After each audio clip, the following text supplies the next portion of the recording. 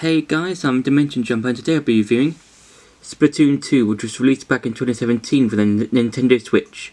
Now this is one of Nintendo's lesser known series, because if you look at Nintendo's back catalogue of games and characters within those games, you might see characters like Mario, Bowser, Donkey Kong, Samus, Link, those kinds of characters from their respective games, and I personally believe that Splatoon is one of the few games that is well known, but not as well known as those kinds of characters. I feel like that this game is, it's an underrated gem in my opinion. So, in this game there are two different modes: story mode and online mode. Now, for story mode, it's basically the story is that you are a secret agent and that you have to find like these things called sapperfish or something. I can't remember, I haven't played it in a while. And basically what you have to do is retrieve each one and save the big one, this giant one, which I think needs power from all the other sapperfish to make it powered again, because it's gone missing from the main sort of hub world of the town you're living in, or the city. I can't exactly remember. And you're given different kinds of types of weapons that you can do, that you can use, and they're basically these kinds of guns, but you can shoot paint out of them. Think of Splatoon 2 and 1 as Call of Duty, but instead of having the guns shoot out bullets, they're actually paint. And also, the main ability that all the squids can do, or the characters can do, is that they can turn into squids. And they can use this ability to basically refill the ink tank when they're low on ink. And I feel like this is a cool ability because it's very, new, it's very different to other characters that might have different abilities. So for example, with Mario, he can use different power-ups like the fire flower, the mushroom, the Mega Mushroom, the Cat Bell, those kinds of power-ups that Mario can use for like his series of games.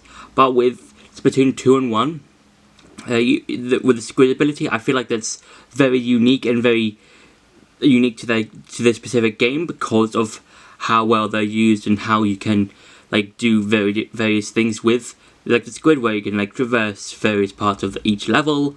You can use it to refill your tank, you can use this form to hide from enemies, that sort of thing. Now, the online mode, there are various modes you can do in this play. So, for example, there's one called Turf Wars. So this is when you are on a team with 3 other players from all over the world, and you're against 4 other people, and whoever has the most amount of ink on the arena that you're in will win, and then you'll gain experience, and then you can level up and get more gear, more weapons, that sort of thing. And there are other modes. One of them I think is called like King of the Tower, King of the Hill. I can't exactly remember. Turf Wars is possibly the only one that's probably well known and probably the most played out of all of the modes. And I think with each mode, I think they're quite interesting, even though I've mainly played Turf Wars. I've played a little bit of some of the other modes. I can't really remember that well, in my personal opinion. But I feel like Turf Wars is the main mode that people should play when you're playing online in Splatoon 2. And also, there have been times when Splatoon 2 have done events in which there'll be this poll saying, oh, which side are you on? Are you this or that? One of the ones I remember is being like, what came first, the chicken or the egg? I think that's one of the events, like, oh, if you choose this team, then you'll be on this team, and then if you choose the other one, you're on this team. Those kinds of things, like, silly things that people might find funny or something. And yeah, and also the main hub world takes you to different things. So apart from the main story and the online mode, you can also go to places that can upgrade, or not upgrade, but give you certain equipment, certain types of gear. And each gear and equipment have these different things in which they basically have a random ability. So for one ability, it might be, oh, your tank will get refilled quicker. You get a longer range with one of your weapons, that sort of thing, and that's really cool and interesting. Now it's time for some gameplay. Now the gameplay for Splatoon 2 is quite nice. So basically it's kind of like, you know, other shooters like Call of Duty and other games like that. But I would have to say the camera is a bit sensitive, because you have to like turn the camera around to like see where you're firing, and I would have to say it is a bit sensitive, because you have to like try and see where you're aiming at, how many enemies you have to fire at, and stuff like that. But apart from that, the game is quite interesting. And also throughout the game, you're gonna see things like this, and you can like basically fire them to make them grow, so you can like get to like other areas. And what I like about like mainly the levels is that you can use like the environments around you to try and get to the next area. So for example, these things, they can basically launch tons of paint around. I think that's quite cool. And each level takes about a few minutes to do. And I think it's again quite interesting and quite cool, because each level is very different and very unique in terms of how you play them.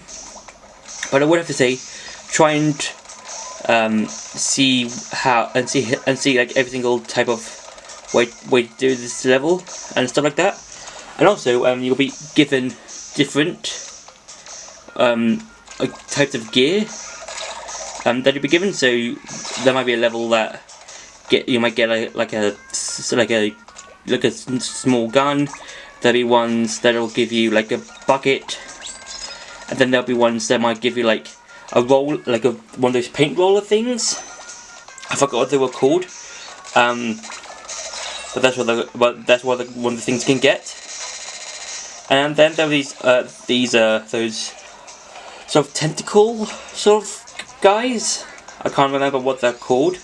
Octo Troopers, I think. I think that's what they're called. And each level has like various secrets you can find and collect, which I think is quite cool. Yeah, and I think like, yeah, I think like the main part of the game, like the whole of Splatoon 2, is the online mode. I'm not saying that the story mode is bad. It's just that I feel like that the main thing that this game takes away from is the online mode. So yeah. And I think that's like quite cool, like how just everything is. And also you will, if you get hit enough by the enemy, you will lose the gear that you get, or you'll take like more hits if you do lose your protective gear that you get. And I think that's quite cool. So yeah, that's been it for the gameplay. Now it's time to go back to the review. So I quite like this game. I feel like this is one of those games that feels a bit underrated in terms of where you see this compared to other Nintendo games and other Nintendo characters. Because I do like this game. I feel like there are nice elements to this game that other games that Nintendo have made don't exactly have. Like the squid ability, the fact that you can do player versus player battle modes, you can enjoy a cool story, and there are other elements like that are quite nice, and I do enjoy this game. I feel like that both the online mode and the story mode are quite nice, even though on online mode, Turf Wars is possibly the only one that's really well known in terms of when you're playing online with other players. Yeah, and also what I like about the online mode is that whenever you're playing against other people, you'll always have different colours, because with Splatoon 1 and 2, you'll always change colours like when you're on a specific team. So for example, in Turf Wars, let's say one team has purple ink, and then the other team will be have blue ink, that sort of thing, and the colours will change on their hair as well. And I think it's a nice little thing that is quite cool, because then you can see your own team You can see where everyone else is on the map and who's on which team. And also, the squids, whenever you transform into the squid, also has the specific colour of your team. And again, it's details like that I feel like it's quite interesting and quite clever. And if there's a third game in the Splatoon series, I really want these details to come back, and I think it's quite cool. So yeah, so for my final verdict of Splatoon 2, it's a cool game. I feel like there should be at least 1 or 2 more mainline games of the Splatoon series, and I feel like that there should be more kind of recognition for the game because of how cool and interesting it is. I feel like that some of the modes should get more recognition in terms of online and how people might want to play those modes instead of just, oh, you want to play Turf Wars? Okay, we can play Turf Wars. So I feel like the online modes, apart from Turf Wars, should be more hyped about and be showed more in, like, if there's like a third game, be showed more in the trailers and stuff like that. So yeah, it's a good game. I feel like it's a bit underrated in terms of Nintendo's release of games when it came out. So yeah, so I really enjoyed this game. I feel like that people should play this like a while for every once in a while, just so they can like have a cool time and enjoy it. So yeah, so that's been my review for Splatoon 2. I hope you enjoyed the video. Don't forget to like, share and subscribe, and I'll see you in the next video.